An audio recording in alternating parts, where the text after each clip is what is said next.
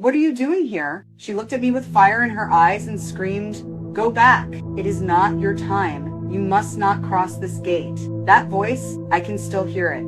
Her voice, my mother's voice, burning with terror and urgency. I had not seen her since we buried her 6 years ago. She had died with a rosary in her hands. I thought she had gone to heaven. I believed she had made it. Until that day, the day I died. My name is Rebecca. I am a 31-year-old woman from Ogun State, Nigeria. I never thought I would one day be sharing a story like this. In fact, if someone had told me 5 years ago that I would die and come back to life, I would have laughed in their face. I believed in God, yes. I went to church when I could, but I never thought much about heaven or hell. Life on earth was already hard enough. I was married to a police officer, a man of the uniform, feared by many, but at home he was a ghost, a provider who did not provide, a husband who barely noticed me or our little boy. I begged, I scraped, I did all I could to feed my son, and then I made a terrible decision, a desperate one. I slept with other men for food, for survival, for shame. I knew it was wrong,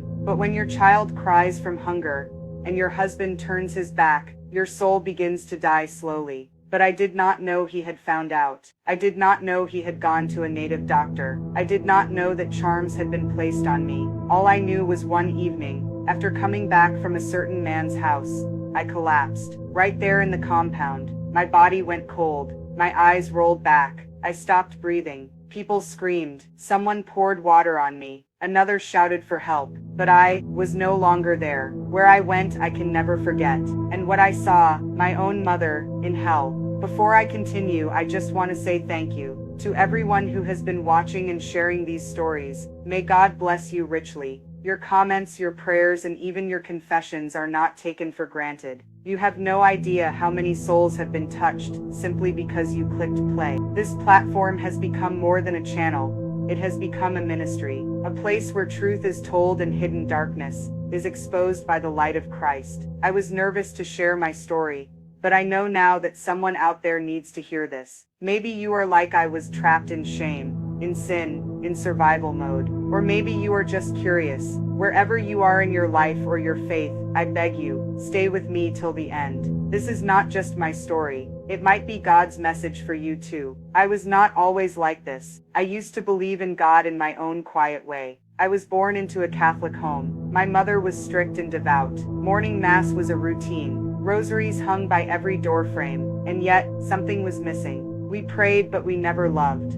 We obeyed rules but never embraced grace. My mother warned me often, "Rebecca, do not joke with God. Hell is real." But I always rolled my eyes. I thought she was just trying to scare me. To me, hell was something distant, exaggerated, like a fairy tale to keep children from lying or stealing meat from the pot. As I grew older, I drifted away from that version of faith. Life was happening. I was a young woman trying to survive. I met a man, a police officer. He looked powerful in his uniform. I thought he would protect me. I thought he would love me. So I married him quickly, without truly knowing his soul. The marriage was a silent prison. He barely touched me. He would leave early, return late. Sometimes he would disappear for days. No explanations, no affection. And when I became pregnant with our son, I thought that would melt his heart. I thought he would hold me, kiss me, whisper sweet things into my ears. Instead, he grew colder. He refused to provide. The little money he earned as a constable went to beer parlors and strange women.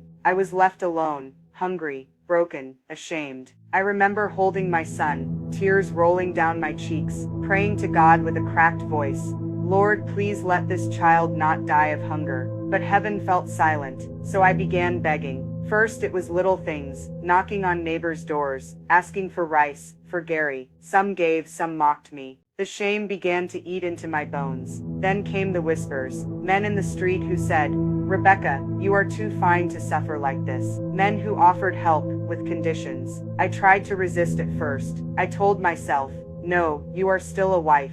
But desperation has a way of drowning dignity. The first time it happened, I cried for days. The second time, I did not cry. I had started justifying it. At least my son will eat today. I told myself lies, just to sleep at night. I still went to church. I still sang hymns. But inside I knew I was no longer clean. My body was one place. My soul was another. Guilt followed me like a shadow. But the worst part, I thought I had time. I thought I would repent one day. I thought God would understand my situation. I did not know my husband had noticed the change. I did not know he had gone to a babalawo to place a deadly charm on me, one that would end my life if I ever cheated again. And one evening, I triggered that curse. It was a hot Wednesday afternoon in April. The sun beat down with anger, and the air in the compound felt heavy. I had just returned from a man's place. He had given me foodstuff and a little cash. I tucked the nylon bags under my wrapper and tried to slip into the house unnoticed. My son was at school. My husband was out on patrol. I thought I had time. I remember opening the door to our one-room apartment, my legs trembling from shame, my mouth dry. I dropped the food beside the mattress and sat down to breathe.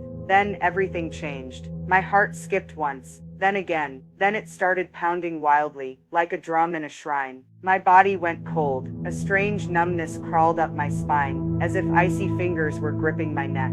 I stood up, but the room spun violently. My chest tightened, and I gasped for breath. I stumbled out of the room, clutching my chest. Neighbors saw me and rushed forward. "Rebecca, what is it? I cannot breathe." And then I collapsed, just like that. They said my body went stiff. My lips turned blue. One of the old women in the compound began to cry. Another poured water on me. Someone slapped my face and screamed my name, but I was gone. I did not see them. I did not hear them. What I saw was darkness, pitch black, a kind of blackness that made my soul panic.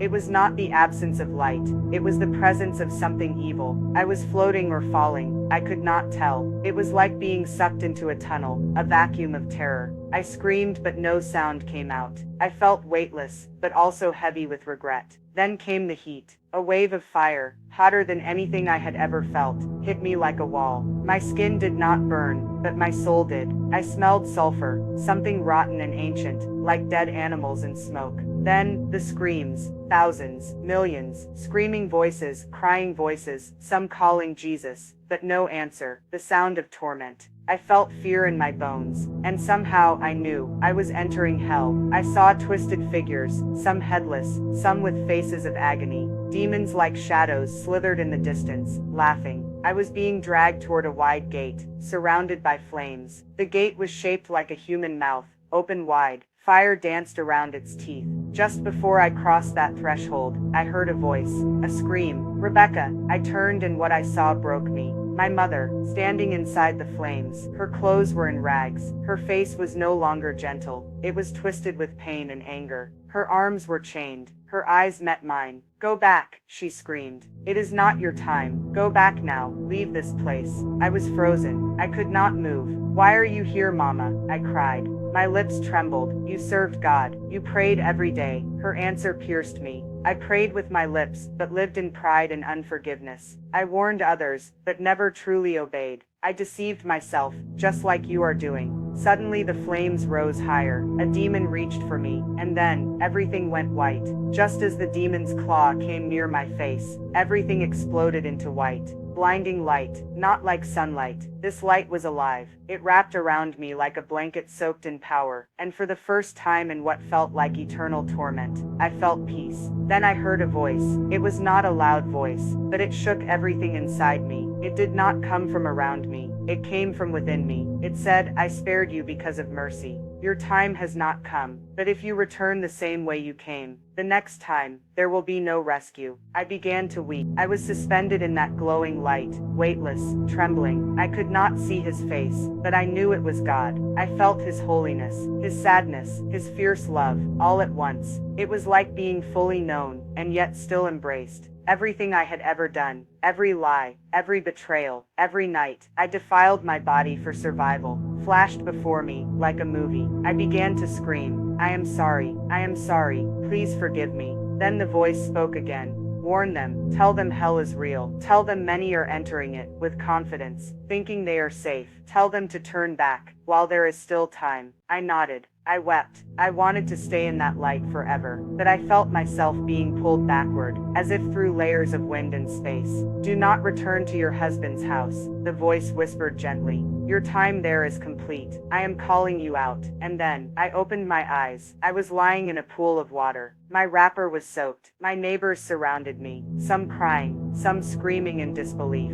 Rebecca, you are alive. She is breathing. Thank God. I coughed. I gasped. I sat up slowly. I did not recognize my body at first. My spirit still felt half there, half not. One woman touched my head and said, "What happened to you? Where did you go?" Tears ran down my face. I could not explain it yet, but I knew I had crossed over and returned by mercy alone. From that moment, I knew I could never be the same again. I did not return to my husband's house, not even to collect my clothes. The moment I stood up from the ground that day, I knew my life had ended and begun at the same time. The woman who had knelt before men for money, the woman who cried herself to sleep beside a cold-hearted husband, the woman who justified sin because of poverty, she died the day I saw hell. I carried my son and went to live with my cousin in Ijebu. I had no job, no money, no pride left, but I had something new. Fear of God, the kind that humbles you to the core, the kind that makes you walk away from everything you once thought was normal. I stopped wearing the clothes that once made men stare at me. I stopped listening to the music that used to feed my lustful emotions. I stopped explaining my sin and started confessing it. I joined a Bible-believing church, not the kind where they collect money and promise you breakthrough, the kind that preaches holiness and repentance. I shared my story with the pastor. He wept, he prayed for me, and then he told me something that still burns in my chest. Rebecca, hell is not just for witches and killers. It is for the religious, the proud, the lukewarm, those who knew the truth, but refused to walk in it. I fasted, I prayed, I cried on the floor, many nights. I begged God to make me clean, not just outwardly, but inside my heart. It has been over a year now. I have peace, I have purpose, and I have never, not even once, returned to that house of bondage. Have you ever thought about where you would go if you died today? Do you believe hell is real?